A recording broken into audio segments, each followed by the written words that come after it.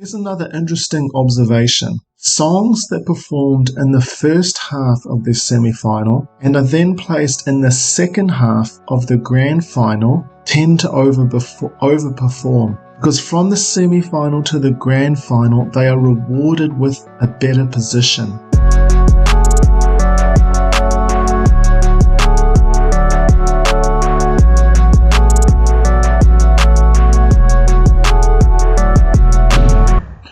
Well, hello everybody. Here we are in the first part where we analyze the Eurovision Investor Model. In this video, we're going to be talking about positioning and the semi-final public reaction. This series going forward is going to be quite technical. It can be quite heavy. So I encourage you to go back, rewatch these videos. Again, a lot of these concepts may be quite foreign to you. You may not be able to digest them the first time you see it, so feel free to go back. If you have any questions, please ask them on Udemy. Just as a disclaimer, this is not financial advice. This is for entertainment and educational purposes only. Betting on Eurovision is high risk.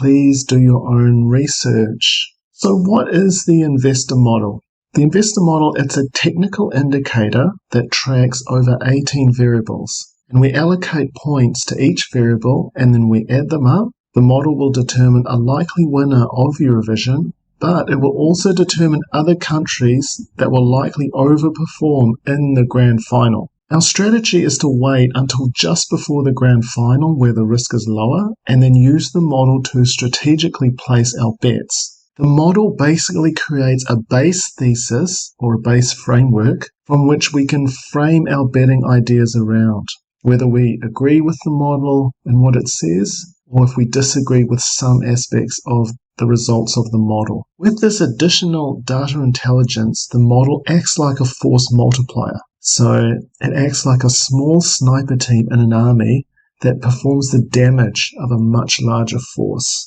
The model's track record since 2015 has been excellent. The model has predicted the Eurovision winner 7 out of 7 times since 2015. That's a 100% success rate. The model's predicted top 4 countries.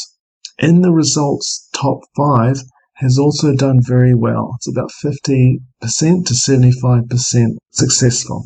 This chart here shows the longer time frame that the model has produced outsized returns. So again, if we follow the winner market, a $1,000 investment, betting on the model for over 7 years would produce a return of close to $30,000. The most important strategy, again, is to follow the model and let time work its magic. This is the opposite approach of the average punter who tends to not have a strategy, bets with too much capital compared to their net worth, and doesn't always return to Eurovision the following year due to their defeated mental state. So here are the 5 building blocks of the investor model. The first one is position. This refers to countries in the running order in the grand final and also a country's geographical location. The next building block is the semi-final public reaction, and we need to assess the reaction based on YouTube and music streaming stats. The next building block is the pre-semi-final jury reaction, which is the polling done prior to the semi-final. Then we have miscellaneous factors, and these include the ranking in the odds, the song tempo, the song speed, whether the artist is internally selected or chosen from a national final. And the last building block is the song's trends. How does it rate in search rankings? So if we have an overview of the investor model, this is what it looks like. Don't be too concerned if you can't read some of the text. The basic takeaway from this slide is that here are our 5 building blocks: positioning, semi-final public reaction, pre-semi-final jury reaction, miscellaneous, and then trends. And down the side here is the list of our countries in their order on grand final night. So what we see is we input the points into this table, we add them up at the end. Obviously the song with the highest amount of points is our likely winner. So let's talk about the first section, and that's grand final position. The running order on grand final night is very important.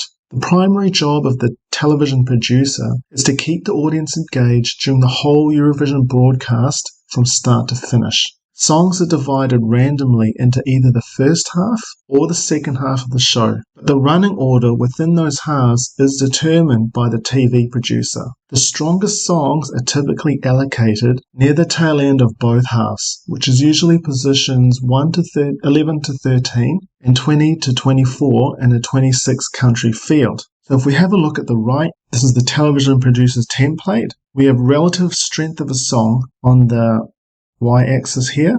We have time on the x-axis. So we've got first half, second half. So at the start of the grand final, interest will be low.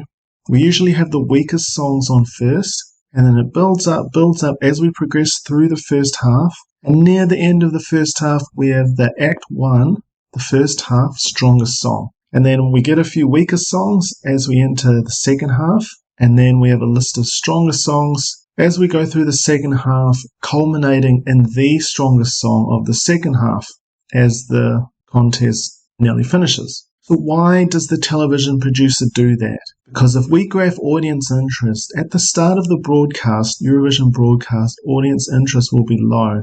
But as we get these stronger songs mixed in with some of the weaker songs, more stronger songs toward the end of the first and second half, the audience interest increases a lot.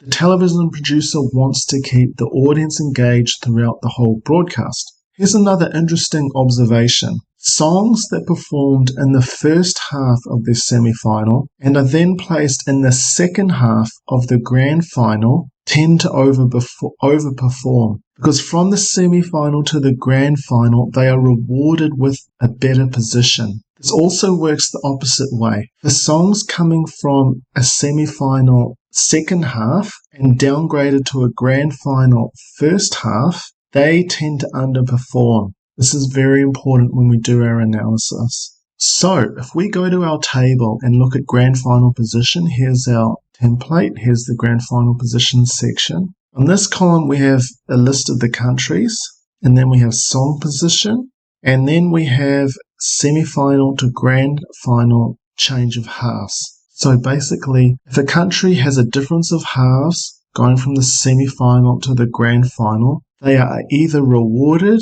or penalized with points. So to determine this change of halves, we go to our worksheet, and you can see that on our worksheet we have a list of factors that we need to account for as well. Here's the first semi-final, we list our country.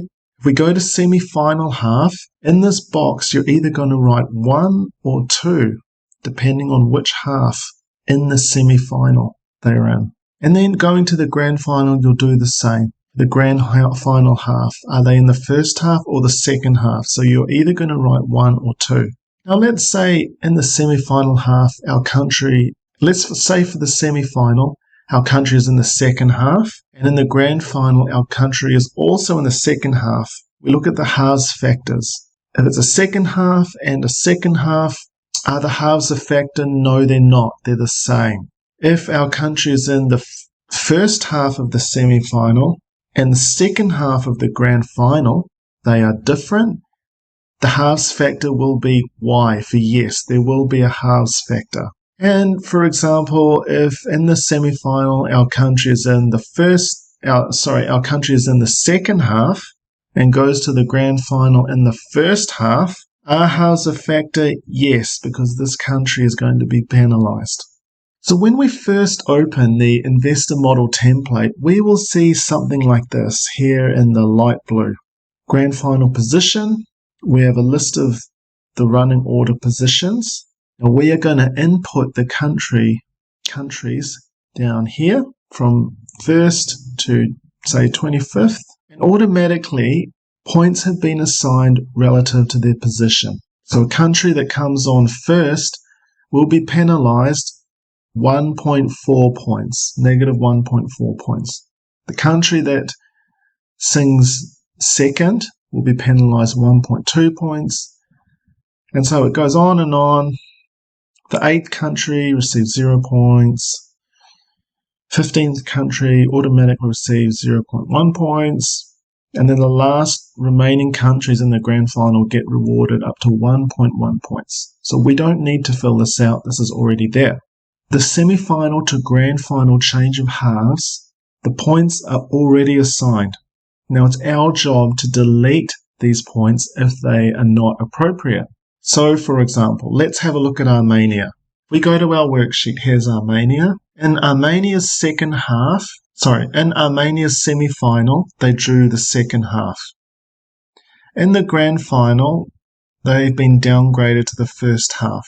So are halves a factor? Yes, they are. We've gone from the second half to the first half. On our sheet here, we happen to find out that Armenia is singing 8th. Write down the country in 8th position. Armenia receives 0 points automatically. Now if we have a look here, for the change of halves, Armenia will be penalised negative 0.7 points. Now do we leave these negative 0.7 points there? Are halves a factor? Yes, they are. So we leave that alone. If Armenia performed in the second final of the grand half, this would be a 2. Would halves be a factor? No. So when we input Armenia into our investor model, we would delete this. So this would be blank if halves were not a factor. So our job here in this column is only to delete points if it's not applicable.